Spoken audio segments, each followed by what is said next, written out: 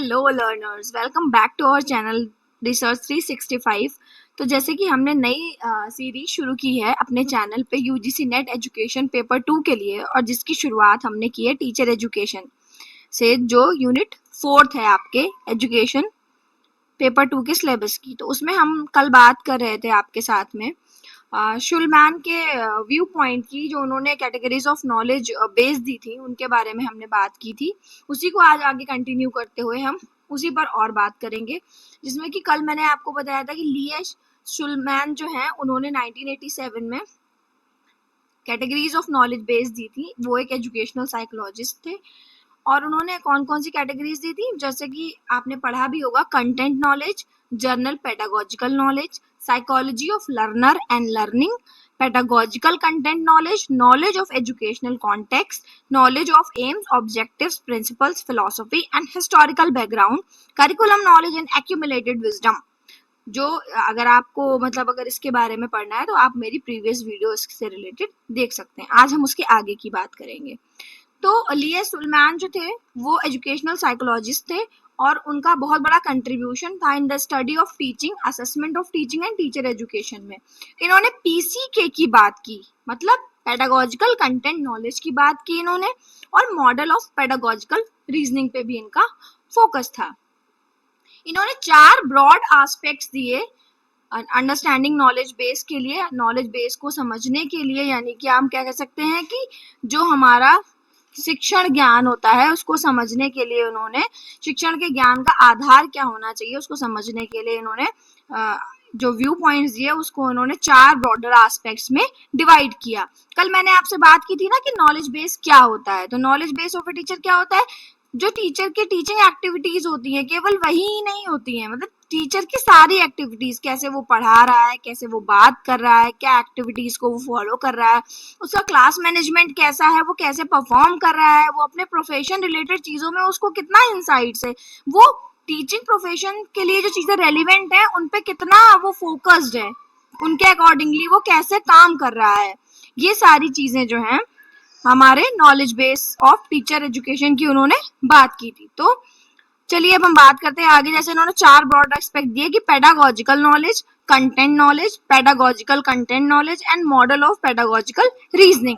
सो pedagogical content knowledge मतलब content knowledge जैसे आप समझ रहे हैं कि सामग्री ज्ञान, और पेडागोजिकल कंटेंट नॉलेज मतलब रोज पढ़ाई जाने वाली चीजों को हम कैसे पढ़ाएंगे, टीचर्स कैसे पढ़ाएंगे, कैसे उन चीजों को रिप्रेजेंट करेंगे, क्या स्ट्रैटेजीज यूज करेंगे अलग अलग लर्नर्स के लेवल के अकॉर्डिंगली।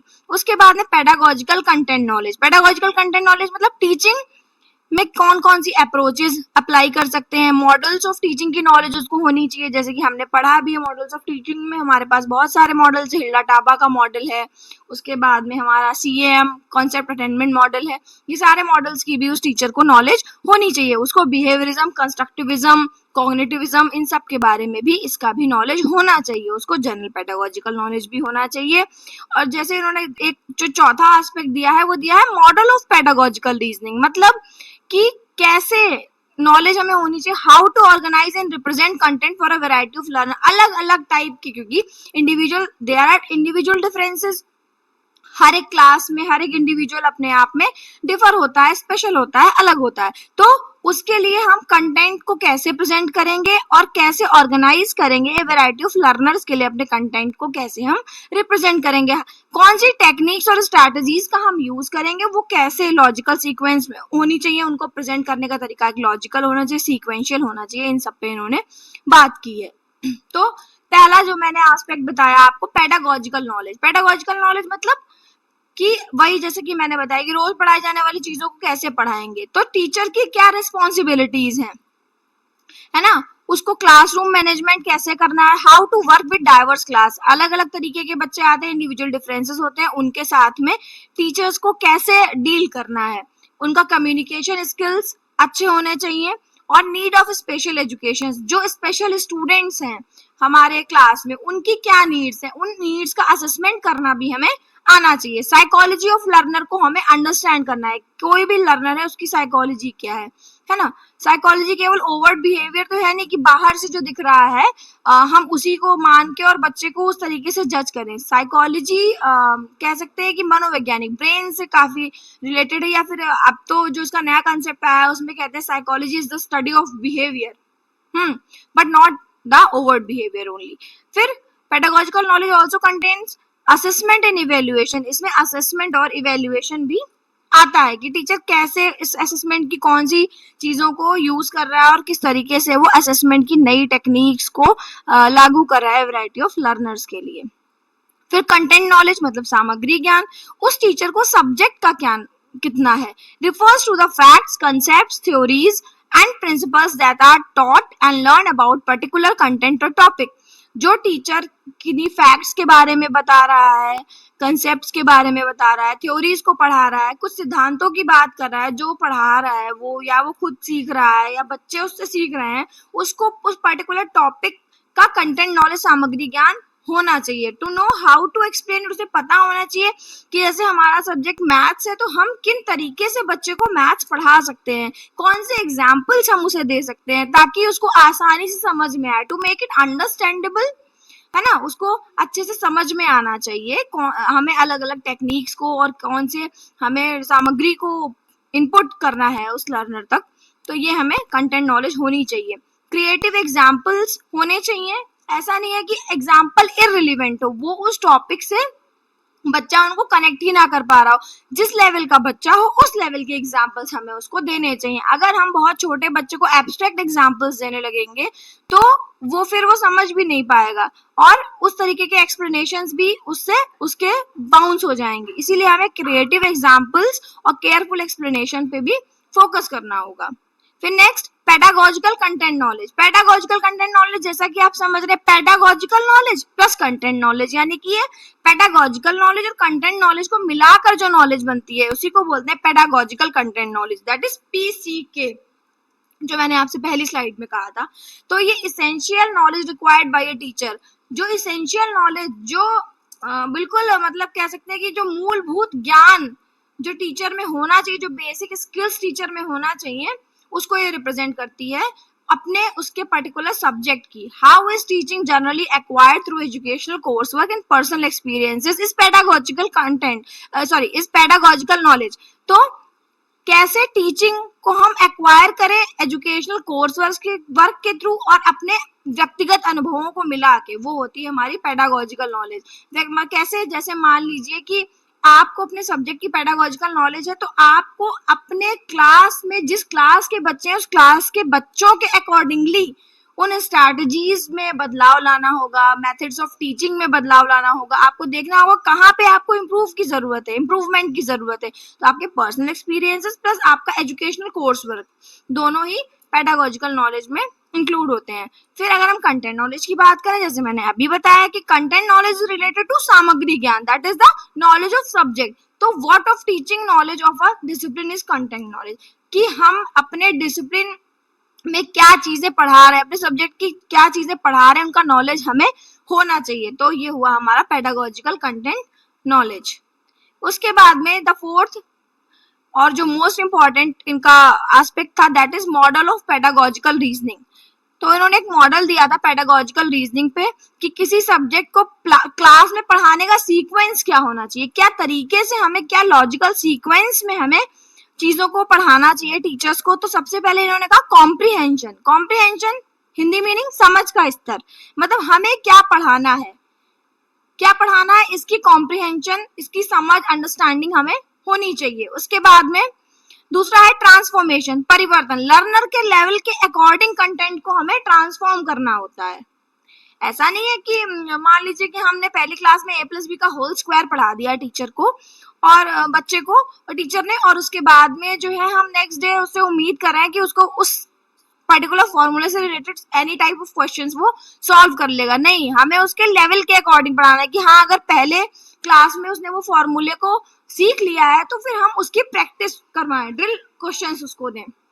Third, instruction, अनुदेशन। अनुदेशन करता है टीचर, ये इम्प्लीमेंटेशन फेज की तरह होता है, किस तरह से आप इंस्ट्रक्शंस देंगे बच्चे को। जैसे आप इंस्ट्रक्शंस आपके बिल्कुल क्लियर होने चाहिए, कंसाइज होने चाहिए और एम्बिगियस नहीं होने चाहिए, क्रिस्टल क्लियरिटी होनी चाहिए उनमें। बच्चे जो आप इंस्ट्रक्शन दे रहे हैं, मान लीजिए आपने टेस्ट लिया बच्चे का, तो आप बिल्कुल क्लियरली बच्चे को इस तरीके से स्टेट करें कि उसको कंफ्यूजन ना रहे कि अगर उसको शॉर्ट आंसर लिखना है तो उसको कितने वर्ड्स में लिखना है, कैसे लिखना है, क्या उसको डायग्राम्स या फ्लो चार्ट्स का यूज करना है, मतलब according to the level of the class हमें इंस्ट्रक्शन ऐसे देने हैं जो क्रिस्टल क्लियर होने चाहिए। फिर फोर्थ हमारा जो सी में मॉडल ऑफ पेडागोजिकल रीजनिंग में जो फोर्थ पॉइंट है वो है इवेल्युएशन।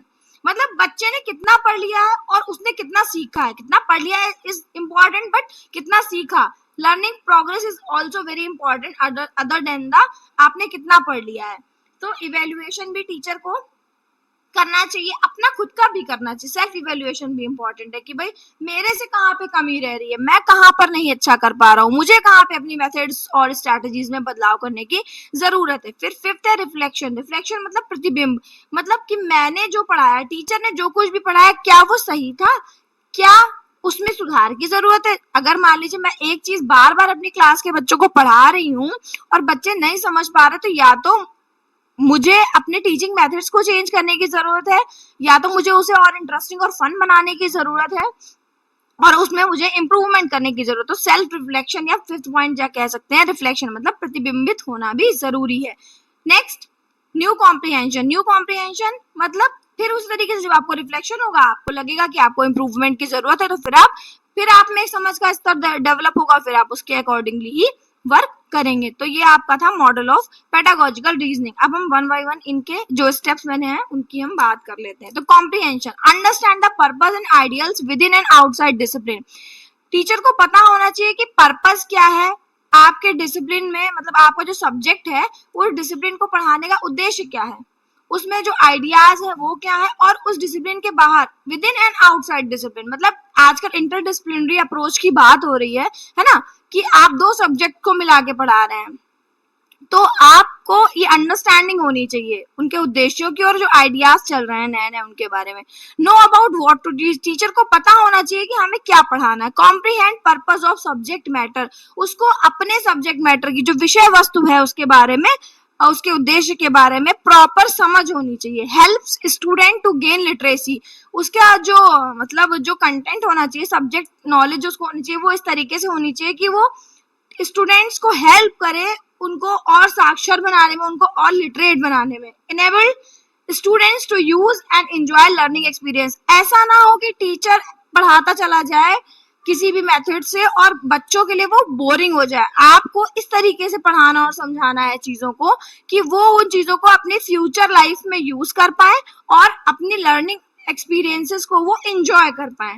हमें उनमें इनकलकेट करना है मॉरल एथिकल वैल्यूज। वैसे तो कहा जाता है कि values are caught not taught, values को आप पढ़ा नहीं सकते, वैल्यूज को पकड़ा जाता है। तो वही चीज है, लेकिन टीचर क्या करता है अपने व्यवहार के जरिए, क्योंकि बच्चा सबसे ज्यादा ऑब्जर्व करके सीखता है, तो हमें क्या करना है, टीचर्स को उस तरीके से ही बिहेव भी करना है कि बच्चों में इनकलकेट हो सके मॉरल और ethical values. The next and the last is develop broader understanding. Teacher को ना बच्चे को ब्रेन स्टॉर्मिंग के लिए कुछ क्वेश्चंस पूछने चाहिए इस तरीके से कि वो उसकी अंडरस्टैंडिंग और समझ का स्तर और ब्रॉडर हो सके। फिर नेक्स्ट है transformation.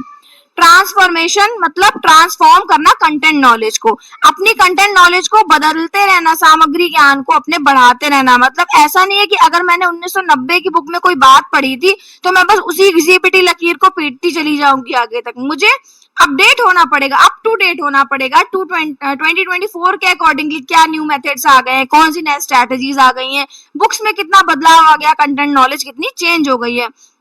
into a form that can be taught with ease, और हमें इस तरीके से पढ़ाना है कि हम बहुत सरलता और सहजता से पढ़ाएं, बच्चे को कॉम्प्लेक्सिटी ना नजर आए। Adept to the variety of student ability, हमें टीचर्स को ये समझना होगा कि हमारे क्लास में वैरायटी ऑफ स्टूडेंट्स है और हमें उन सारे वैरायटी ऑफ स्टूडेंट्स को अपने माइंड में रख के उस तरीके से ट्रांसफॉर्म करना होगा। लर्नर के लेवल के अकॉर्डिंग हमें अपने कंटेंट को ट्रांसफॉर्म करना होगा। इसमें क्या होता है, जरूरत होती है, it requires preparation, representation, instructional selection, adaptation of student. एक तो हम प्रिपेयर करते हैं अपने आप को पहले, क्योंकि क्लास में जाने से पहले हम खुद तैयारी करते हैं ना कि हमें आज क्या पढ़ाना है। फिर हमारा हमारा प्रेजेंटेशन कैसा होगा इसके बारे में भी हम इंस्ट्रक्शनल सिलेक्शन, हम कौन कौन से निर्देश किस तरीके से किस सीक्वेंस में बच्चे को देंगे, और बच्चा किस तरीके से चीजों को अडेप्ट करेगा, क्या चीजें उसके लिए अनुकूल रहेंगी उसके लेवल के अकॉर्डिंगली। तो ये हुआ हमारा transformation, that is second step of model of pedagogical reasoning. Third, instruction, अनुदेशन, मतलब वेराइटी ऑफ टीचिंग एक्ट, कौन कौन से टीचिंग एक्ट्स को किस किस तरीके से हम क्या क्या चीजें टीचिंग एक्ट में इंक्लूड कर सकते हैं। टीचिंग एक्ट में केवल टीचिंग इंक्लूड नहीं होती है, हमारा क्लासरूम मैनेजमेंट कैसा है, हम प्रेजेंटेशन कैसी दे रहे हैं, हम अनुदेशन कैसे दे रहे हैं, हम ग्रुप वर्क कैसा कर रहे हैं, और हम बच्चों से क्या ग्रुप वर्क करवा पा रहे हैं, हम जैसे डिस्कशन कर रहे हैं बच्चों के साथ, इंटरेक्शन कर रहे हैं, हमारा डिसिप्लिन का तरीका क्या है, क्या हम फोर्सफुल डिसिप्लिन करा रहे हैं बच्चों को, कि हम इस तरीके से बच्चों को एंगेज कर रहे हैं कि बच्चों को टाइम ही नहीं मिल रहा है इधर उधर कुछ करने का, है ना, तो वो सेल्फ डिसिप्लिन है। ह्यूमर, क्लास में हमेशा बिल्कुल लेक्चर मेथड की तरह आपको नहीं पढ़ाना चाहिए, और थोड़ा सा फन भी होना चाहिए, फन फैक्ट्स आपकी क्लास में होने चाहिए, बहुत ज्यादा नहीं, पर हाँ बच्चों को मौका देना चाहिए, क्वेश्चनिंग, उनसे आप क्वेश्चन पूछे, वो आपसे क्वेश्चन पूछे, क्वेश्चनिंग का मौका उनको देना चाहिए। डिस्कवरी और इंक्वायरी का पूरा पूरा मौका उनको मिलना चाहिए, क्योंकि जब तक वो ब्रेनस्टॉर्मिंग नहीं करेंगे, मैंने पहले क्लास में भी बताया था कि जब तक आप इंक्वायरी नहीं करेंगे चीजों को तो आपको डाउट नहीं होगा, और आपको डाउट नहीं होगा तो आप कुछ नया खोजने की कोशिश नहीं करेंगे। So discovery and inquiry is also very important aspect. अब हम बात करते हैं इवेल्युएशन की। तो इवेल्युएशन क्लास के इंटरेक्शन को समझना, वैसे तो इसका मतलब जैसे मूल्यांकन होता है, पर मूल्यांकन का मतलब केवल मार्क्स से नहीं होता है, हमारे क्लासरूम में क्या चल रहा है उसको समझना, स्टूडेंट्स की अंडरस्टैंडिंग को टेस्ट करना, जब हमने कोई टॉपिक पढ़ाया उसके बाद, जैसे मान लीजिए मैं अभी आपको ये पढ़ा रही हूँ पीसी के इनका शुलमैन का मॉडल, तो इसके एंड में मान लीजिए मैं एक सेशन रखती हूँ और फिर मैं वहां पे आपके डाउट्स लेती हूँ और मैं खुद अपनी तरफ से कुछ क्वेश्चंस पूछती हूँ, तो मुझे फिर पता चलेगा, फिर मैं इवेल्युएट कर पाऊंगी कि अच्छा मैंने पढ़ाया तो मेरे स्टूडेंट्स ने कितना गेन किया, अगर जितना मैंने मतलब सोचा था उतना नहीं किया तो फिर मेरे मेथड में कहाँ कमी रह गई पढ़ाने में।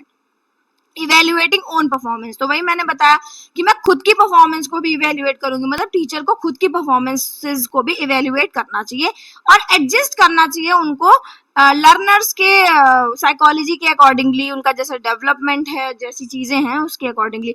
फॉर्मेटिव क्लास इवेल्युएशन की बात ये करते हैं क्योंकि समेटिव क्लास इवेल्युएशन में फिर आपको जो है ना फिर वो फाइनल इवेल्युएशन हो जाता है और फिर वहां पे आपको उतना सीखने का मौका नहीं मिलता है और आपकी लर्निंग उस तरीके से नहीं हो पाती जितनी अच्छी आपकी फॉर्मेटिव, यानी कि क्लास के दौरान, मतलब साथ साथ आपने 2 टॉपिक पढ़े, मैंने 2 टॉपिक का टेस्ट ले लिया, मुझे पता चल गया, फिर आपको भी पता चल गया कहाँ पे इम्प्रूवमेंट की जरूरत है, टीचर को भी पता चल गया कि उसको कहाँ पर अपनी स्ट्रैटेजीज या मेथड्स को चेंज करने की जरूरत है।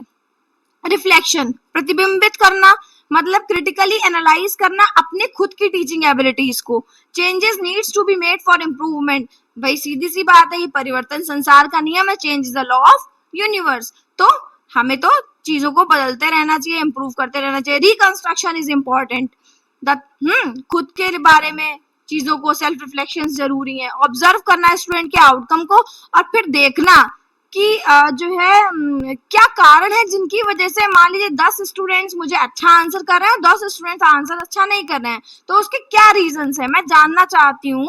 तो क्या करूंगी, मैं उन स्टूडेंट्स के आउटकम्स को ऑब्जर्व करूंगी।